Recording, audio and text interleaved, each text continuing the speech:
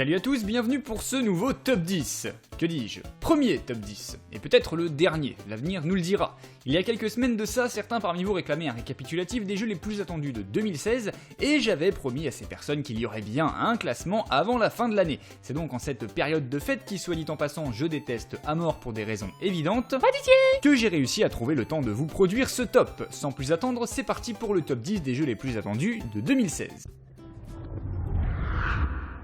Numéro 10, Recore. Exclusivité Xbox One développée en collaboration par le studio Armature à qui l'on doit Metroid et Keiji Inafune à qui l'on doit Megaman, Recore ne s'est dévoilé pour l'instant que sous la forme d'une cinématique. Le jeu nous mettra dans la peau de Joule, une des dernières habitantes de la planète Terre, très mal en point.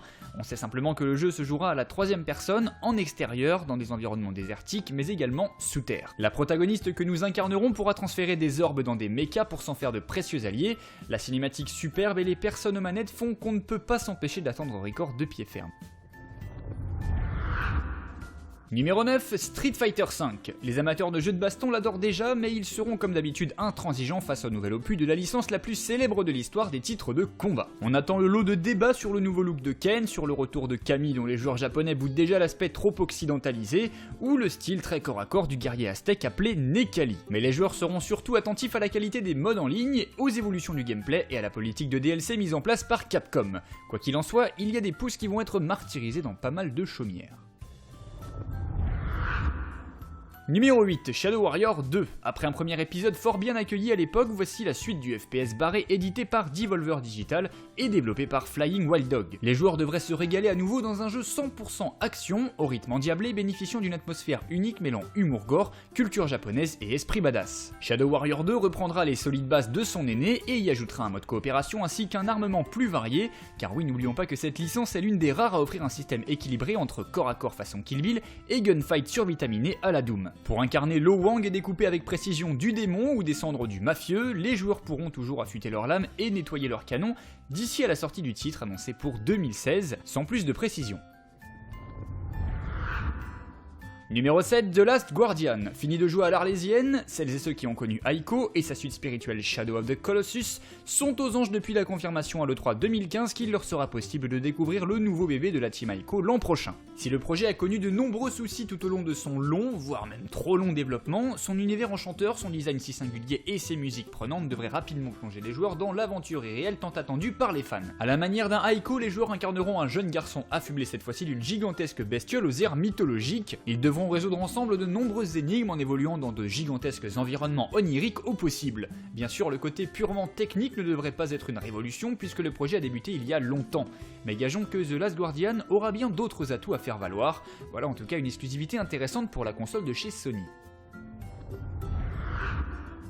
Numéro 6, The Division. Grosse sortie annoncée pour Ubisoft avec ce jeu d'action massivement multijoueur qui prendra lieu dans un futur proche dévasté par une pandémie que les autorités n'ont pas su endiguer. Une fraction de l'humanité armée et prête à trouver un remède à l'infection s'est retranchée dans une zone protégée par de hauts murs blindés au cœur de Manhattan. Certains en sortent et tentent de rétablir la civilisation petit à petit, un concept fort intéressant donc, appuyé par 2 jolies vidéos de gameplay en 2 ans. Trop peu pour rassurer complètement les joueurs qui craignent d'ores et déjà un downgrade graphique façon Watch Dogs. Croisons donc les doigts pour que The Division ne divise justement pas trop la communauté des joueurs lors de sa sortie en début d'année prochaine.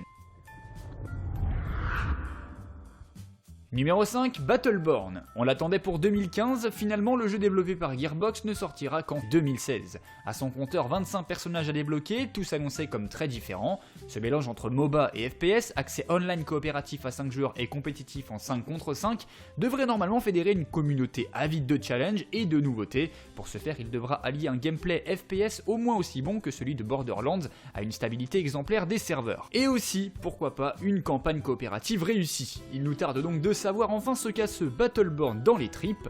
Rendez-vous en 2016. Numéro 4, Quantum Break. Alors qu'on avait véritablement trop peu d'informations et de vidéos à se mettre sous la dent concernant Quantum Break, c'est vrai, certains d'entre vous n'ont peut-être jamais entendu parler de Quantum Break. Alors, explication. Quantum Break est un titre développé par Remedy, un studio finlandais à qui l'on doit notamment Max Payne ou Alan Wake, un jeu dont on sait qu'on peut en attendre des merveilles vu le pédigré de ses géniteurs en matière de jeux vidéo, mais dont on se demande pourquoi donc si peu d'informations filtrent à son sujet. Le titre devrait toutefois être nettement orienté action avec un système de couverture des plus classiques sur lequel viendra se greffer la maîtrise de pouvoirs dits temporels. Car oui, le thème du voyage temporel et les paradoxes qu'il inclut sera semble-t-il l'inspiration majeure du scénario mais aussi celle du gameplay. Il a suffi d'un nouveau trailer pour réactiver la machine à fantasmes, rien de lubrique par contre, aux grandes dames de certains d'entre vous qui se reconnaîtront manette en main. Rendez-vous le 5 avril 2016 pour une expérience hors du commun avec au casting Shaun Ashmore que vous avez sûrement vu dans la saga X-Men dans le costume d'Iceberg. Numéro 3, Dark Souls 3. Le RPG le plus célèbre et le plus exigeant de ces dernières années reviendra en force très bientôt pour un 3e épisode dont on sait déjà qu'il ne sera pas le dernier de la série. Annoncé comme plus rapide et plus fluide que ses prédécesseurs, il ne serait pas étonnant que le jeu puise autant du côté de Dark Souls premier du nom que de Bloodborne. Alors bien sûr, le titre ne s'adresse pas aux joueurs grand public que la difficulté rebute rapidement. Chaque jeu de From Software demande patience et obstination de la part de celui qui veut en tirer le meilleur. On sait par avance que Dark Souls 3 ne dérogera pas à cette règle. Numéro 2, Mass Effect Andromeda. Il aurait pu être numéro 1, mais cette fois-ci le nouvel épisode de l'une des meilleures sagas intergalactiques de l'histoire du jeu vidéo doit se contenter de la seconde place. Une belle place tout de même pour l'aventure interstellaire pondue par BioWare dont le scénario se déroulera longtemps après les événements de la première trilogie.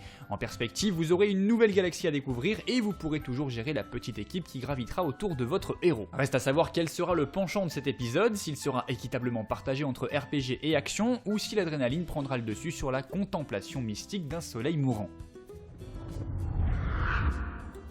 Numéro 1, Horizon Zero Dawn, une chasseuse de méca dinosaures à l'arc bien bandé, avec une dégaine de teufeuse du Néandertal s'il vous plaît, va faire parler d'elle en 2016. Car oui, ce sera bien elle l'héroïne du prochain jeu développé par le studio Guerrilla, à qui l'on doit d'excellents épisodes de la série Killzone. Dans cette action RPG futuriste dont l'univers évoque un mélange réussi entre Enslaved et Monster Hunter, il s'agira d'apprendre à traquer les animaux, à se cacher, à améliorer ses compétences, afin de survivre dans un monde ouvert où toutes les hauteurs seront accessibles. Si ce jeu de rôle orienté action bénéficiera de quelques modalités en ligne, c'est surtout le solo qui fera parler la poudre. Ou plutôt vibrer la corde, puisque dans le jeu c'est un arc, tu vois. Corde, arc. Ah bon. Voilà. Une nouvelle licence avec une héroïne qui plus est dans un univers décalé par les développeurs de Killzone, que demande le peuple. Je vous vois venir avec vos « Ouais, t'as pas parlé de Call of Duty ou FIFA 17 ?» C'est normal, car ces jeux sortent chaque année, l'engouement est donc toujours à peu près le même et la surprise en le découvrant est aussi intense que quand tu ouvre un pot de Nutella. Évidemment, il manque des jeux, mais le principe d'un top 10 étant d'avoir 10 places, si j'avais dû inclure tous les jeux de l'année 2016, ça aurait été non seulement moins intéressant, mais également plus chiant, aussi bien pour moi que pour vous. Salut, alors aujourd'hui on se retrouve pour le top 73 des jeux qui vont sortir cette année. Non, c'était juste pas possible. Pour ceux qui me découvrent avec cette vidéo et qui veulent toujours plus de moi, eh bien sachez que vous pourrez retrouver le JT du Gamer un mardi sur 2 à 18h, le principe de l'émission étant de sélectionner le meilleur de l'actu gaming et ciné, car il y a une rubrique dédiée au 7ème art, t'as vu, et de les rassembler dans une émission style JT d'actualité. D'ailleurs, si vous ne l'avez toujours pas vu, je vous conseille d'aller voir la dernière émission, sortie tout récemment. Bref, si la vidéo vous a plu, pensez à laisser un petit like, à partager la vidéo sur Facebook et Twitter, et laisser un petit commentaire avec par exemple les titres que vous attendez le plus ou que vous auriez aimé voir dans le classement. Comme d'habitude, je répondrai à un maximum d'entre vous. Sur ce, je vous laisse et vous dis à très vite pour une nouvelle vidéo. Prenez soin de vous. Salut!